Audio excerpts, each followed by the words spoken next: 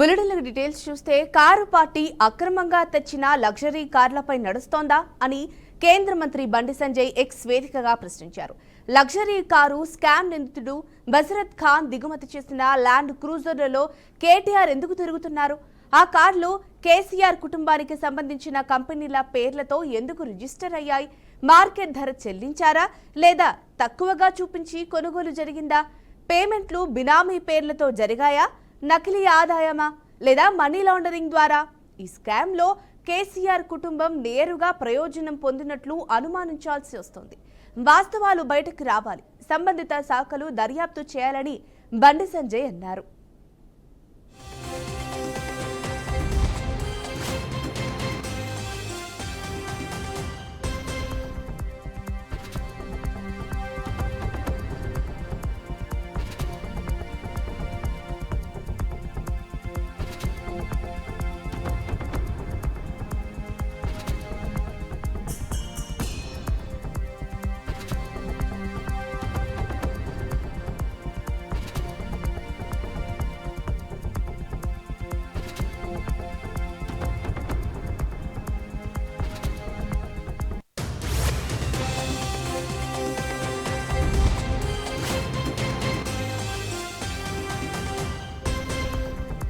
అరుణాచల్ ప్రదేశ్ లో ప్రధానమంత్రి మోడీ మాట్లాడుతున్నారు. లైవ్ ద్వారా చూద్దాం. आयुष्मान स्कीम से यहां अनेक साथियों को मुफ्त इलाज मिल रहा है. ये केंद्र और राज्य के डबल इंजन से संभव हो पा रहा है. साथियों, डबल इंजन सरकार के प्रयासों से ही अरुणाचल अब कृषि और बागवानी में आगे बढ़ रहा है.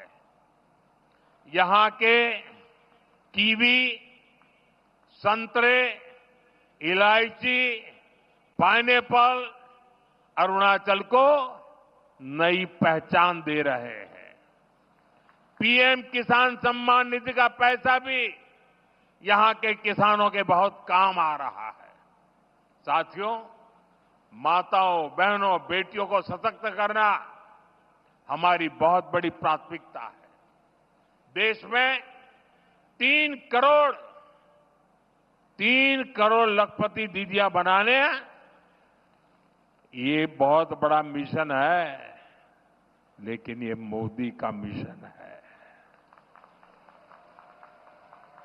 मुझे खुशी है कि पेमा खांडू जी और इनकी टीम इस मिशन को भी गति दे रही है.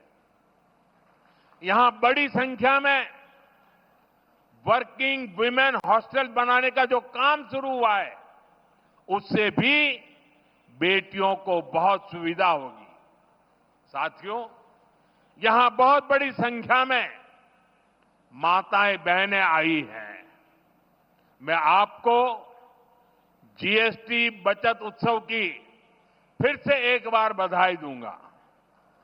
नेक्स्ट जनरेशन जीएसटी रिफॉर्म का भी बहुत बड़ा फायदा उन्हें ही मिलने वाला है. आपको अब हर महीने घर के बजट में बहुत राहत मिलने वाली है. किचन का सामान हो, बच्चों की पढ़ाई की चीजें हो, जूते कपड़े हो, अब ये और सस्ते हो गए हैं.